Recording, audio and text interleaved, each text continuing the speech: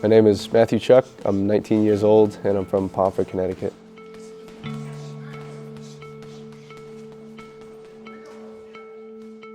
So I got into boxing. I stopped doing sports in middle school. He had always been, playing sports, but he was always on a team sport. He always did, baseball and basketball. I don't want to do baseball anymore. I don't want to do this, do that, and I'd be moping around the house. 3.5 years ago, it was like during COVID and all that, just at the tail end of it. And so he's like staying home, he's not doing anything, he's sitting in his room, he's dressing in like an all black, whatever, so.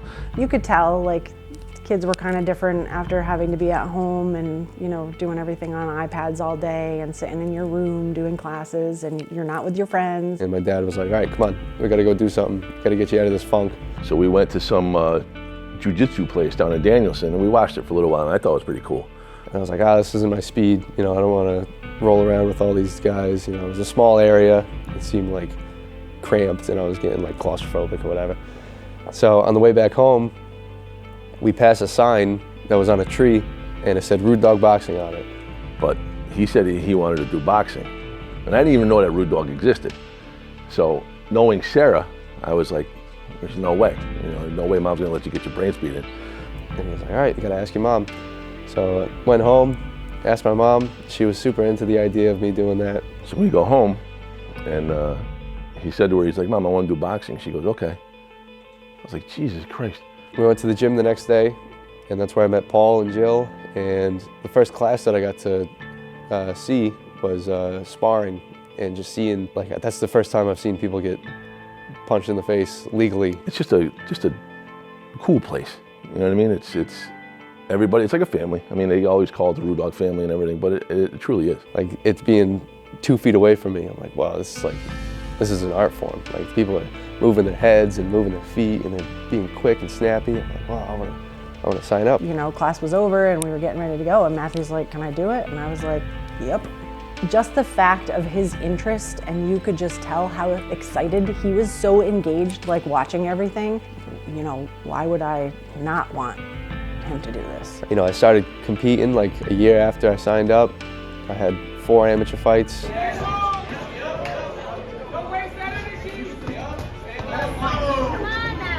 Watching him go amateur. I guess that's the thing about Matt, is that I never saw the next step coming. Fighting out of the red corner. My mind was so blown that this kid that I knew so young was now so big. Every time that one of these things gets announced, it's like I should have seen it coming, but I didn't. I know the last couple of years he's shown me nothing but heart and dedication. So much so that I entrusted him to, carry on the Rude Dog brand and name by opening up a facility and being the youngest gym owner in America. The idea of opening this gym came about. I graduated high school and I was working at a restaurant. I was a line cook. I would see Paul, 4 or 5 times a week and working out at the gym. But he came in to eat one day and I was like, I'm gonna go serve his food. So I walked over, I'm giving him and Jill the plates, and they're like, so what do you wanna do? And I was like, what do you mean? And they're like, what do you wanna do with your life? You're not gonna be cooking food for the rest of your life. And I was like, I don't know, I'll give college a shot. And they're like, or you could open up a gym with me.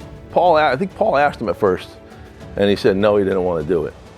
And then it took a few months, and I don't want to say I pressured him into it, but I was kind of like, it's, sounds pretty good.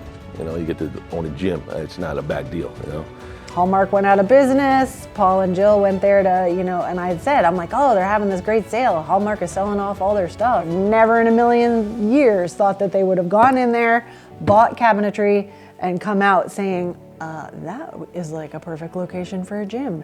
And your son should run it. And I'm like, whoa. In my head, I'm thinking, that's a great idea. Don't want to pass up on that opportunity, but at the same time I'm like, everybody else goes to college, maybe I should go to college. I applied to be an English major. I signed up for a full semester, which is 3 months. For 2 months I would just go and sit in the parking lot and not go into school because I hated it. I hated it so much. I stopped going to school. I went up to Paul. I was like, I'm going to take you up on your offer. I want to open a gym with you. I was 18 at the time of this place opening up, and I actually got the world record for youngest gym owner in America. It took a little bit to hit me, being like, oh, this is this is my forever job. Like, this is it. This is my career. This kid is being required to be a man.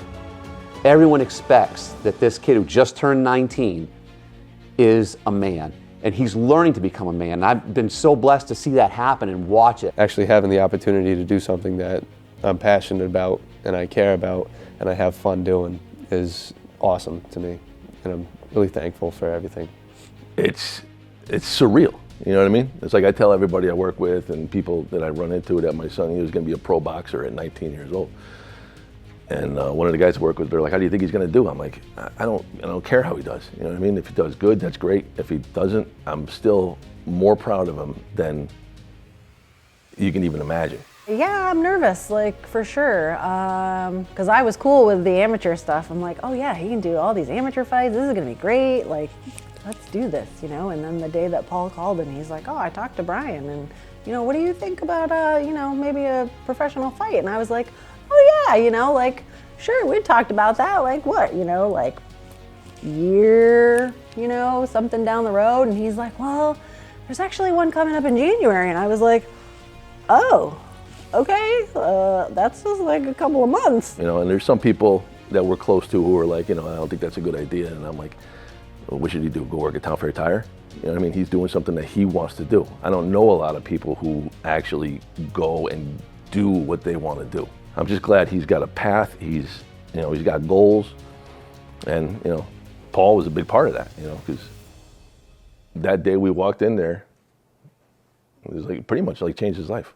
And, you know, with the help from Paul and Jill and Dylan and Jesse, I've been able to take it to where I've been now. You know, I hang out with my friends as often as I can, and they're understanding, being like, oh, you know, Matt's got to go train. He's got to go bust his ass and do what he's got to do. I ain't trying to bring you down, but for real, you might as well give up now. Think you got a chance, but I don't see how. Got a real tight grip when I hold that crown. My life been good and bad and all around. The more things I lost, the more I found. One thing I taught myself to do, no matter the problem, refuse to lose. So, how you want it, man? You can choose. If you can't take the heat, don't light the fuse. See, I walk in slow and ignite the room. Like fire, everything I touch, I consume. I'm getting up while y'all just snooze. While you make breakfast, man, I'm on the move. I'm the first one in and the last one out. Whoever owns the place gotta drag me out. In me I trust, yeah, I smell like success, this Elon Musk, huh? Everybody wanna be like us, we don't stop, cause the top just ain't enough, huh? I ain't never gave no fucks, I ain't scared, man, you know black men don't blush, huh? Came here ready to fight on this night, you better just run for your life.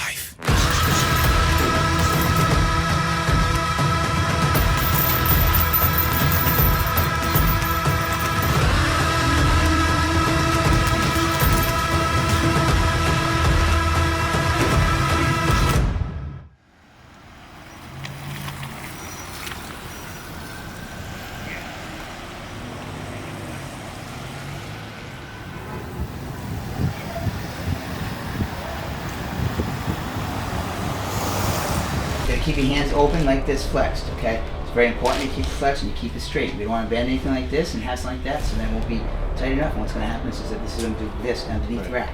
So you have to pay attention to me right now. Nobody else outside of you, okay? This is what we do. Don't let this get in your head. He's never been to deep water, okay? Obituary moments, gentlemen. Obituary moments. These gloves will fuck your shit up. These are not the ones from the amateurs. They're wonderful to punch with, okay? Someone with your height, your reach, with the snap that you have on your jab, this is gonna close his eyes, okay? So the key thing about this with you is just relax, take your time. Don't try to make minute rice in 20 seconds. And that last one, snap that over. That's it.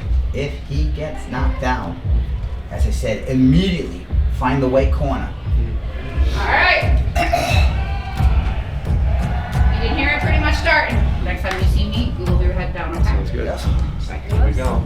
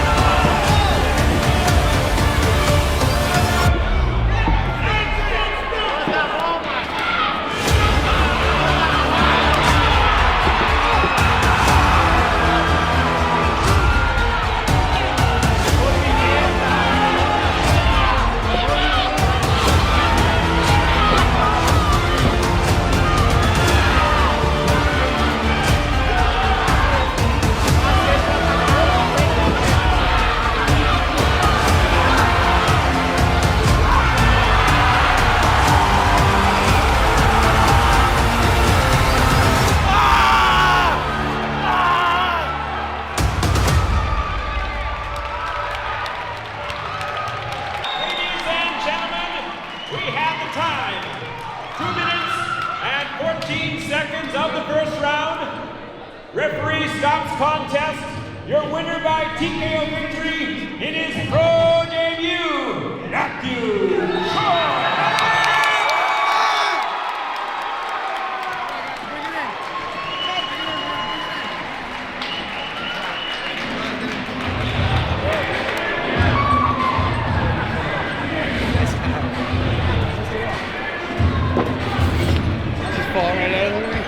Jamal. No, you're good. Thank you. All right, let's go see the doc. That's what I thought. Let's see doc.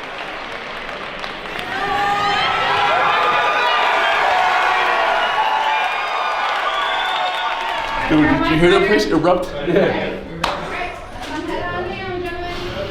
A fucking rock concert, man. You're a fucking rock star.